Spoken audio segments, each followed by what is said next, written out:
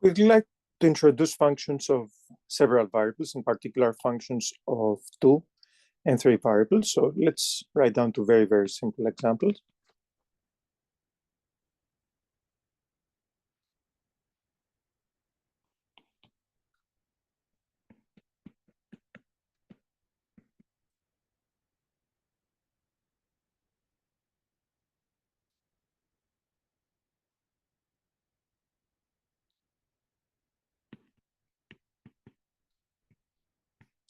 And we would like to begin by discussing the domain of definition.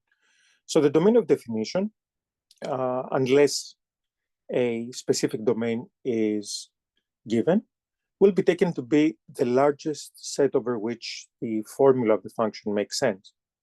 So to make things a little simpler for us, and of course, let me call the second function g, and put the right number of variables. I have just put one variable less than I should have. But in any case, the domain of definition of f here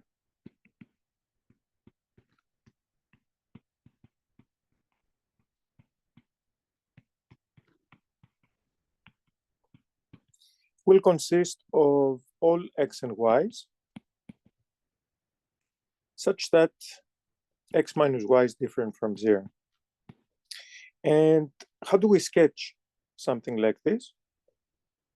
Simply, we could sketch the two-dimensional domain and sketch the line x minus y equals 0. And I'm going to denote it with in a dotted way, meaning that it does not belong to the domain of definition. So the domain of definition in this case is everything else. So everything except for this particular line. For the second function, we should require that the quantity under the radical is greater than or equal to 0. So we're going to have that the domain of definition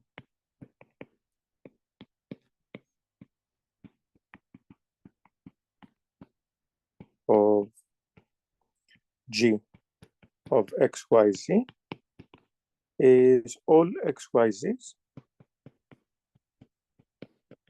for which 4 minus x squared minus y squared minus z squared is greater than or equal to 0. This is precisely the ball of radius 2 centered at 0, 0, 0.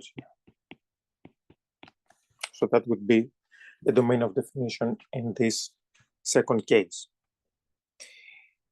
A nice way to try to visualize functions of several variables, as in the case of one variable, is through the graph. But unfortunately, there are some great limitations.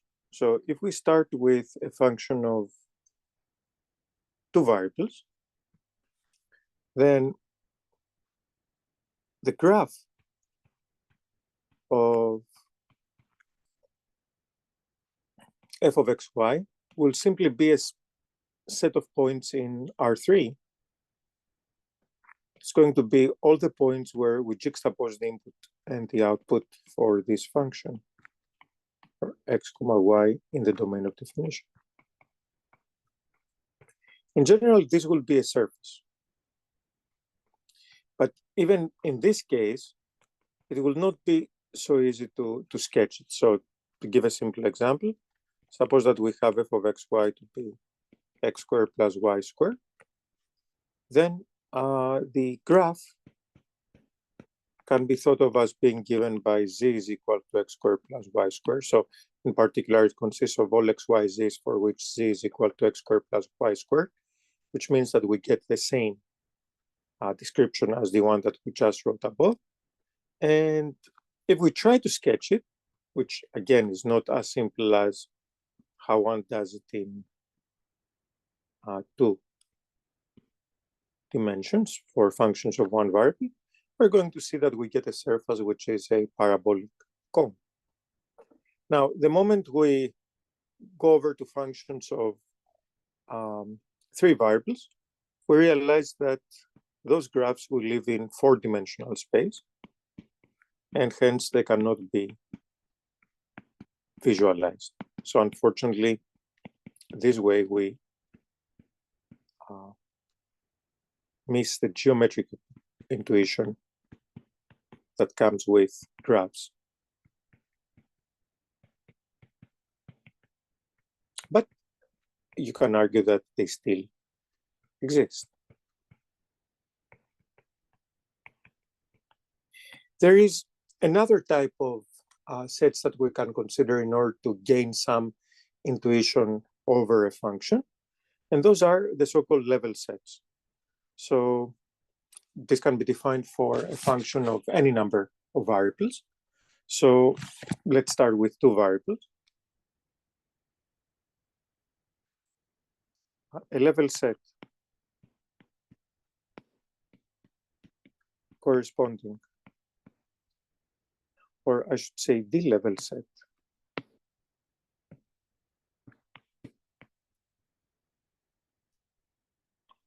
corresponding to the level value C for the function f of xy is defined to be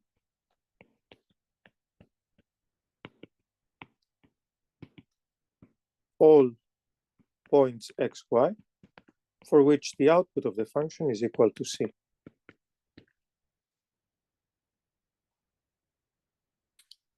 I,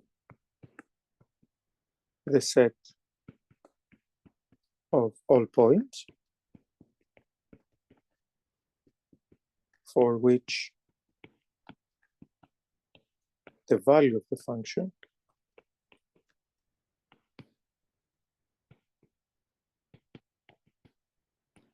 is C. Let's take a look at an example, see how this gives us some information about what this function, what the specific function looks like.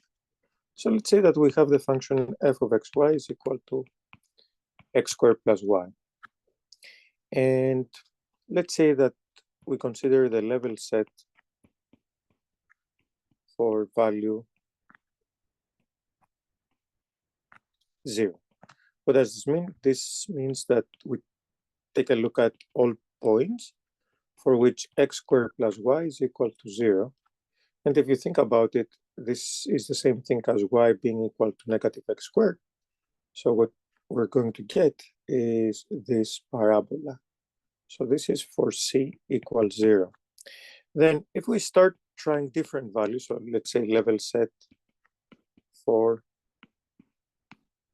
value 1, then we're going to obtain a set of all xy's for which x squared plus y is equal to 1. And this will simply give us another parabola, 1 minus x squared. So it's going to be a little higher. And if we continue like this, we're going to see that we obtain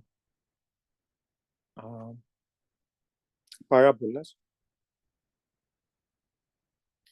And these are the level sets for our function. In fact, the whole plane is subdivided into these parabolas.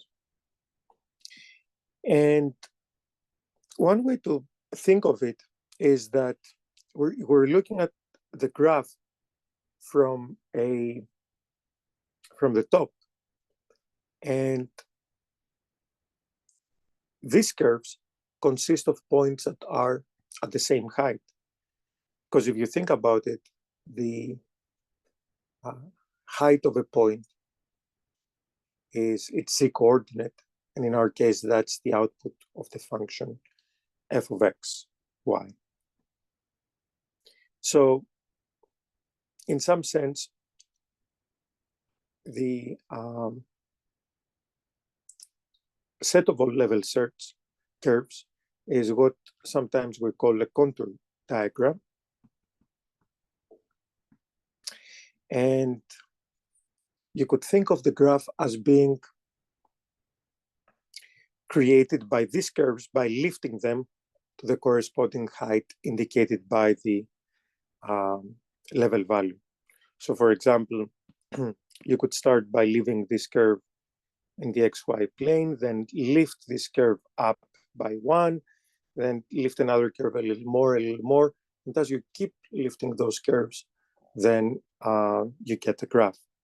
Conversely, if you have the graph of a function and you cut it through by horizontal planes, then all the intersections that you're going to get are going, if you let them fall on the plane, are going to give you the contour diagram of the level curves. For the case of functions of 3 variables, we get level surfaces. So if f of x, y, z is a function of 3 variables, then the level set corresponding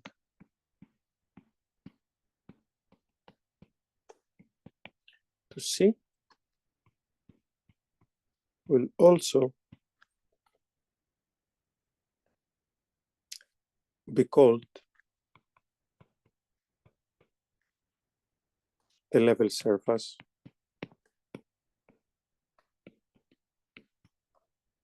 corresponding to the value C.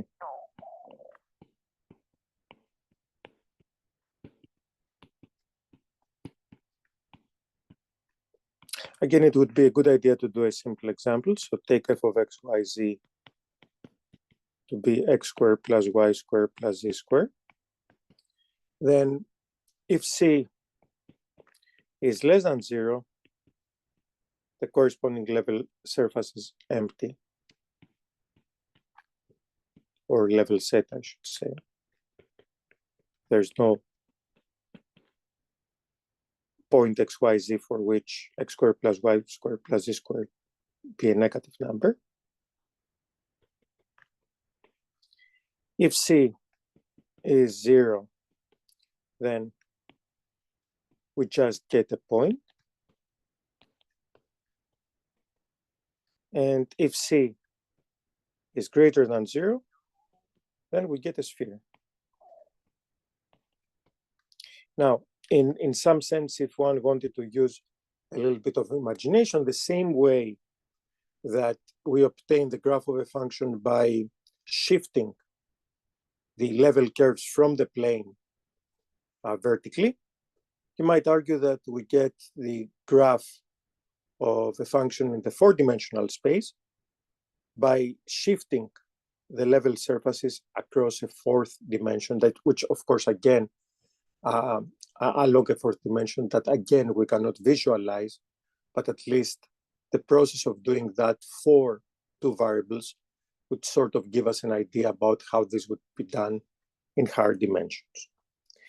The one remark that I would like us to finish with here is that for all intents and purposes in this course, we will encounter 2 kinds of surfaces.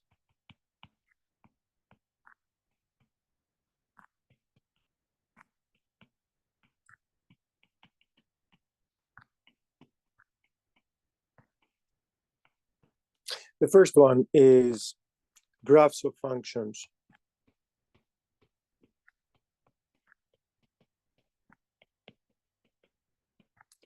of 2 variables. And the other one will be level surfaces of functions of 3 variables.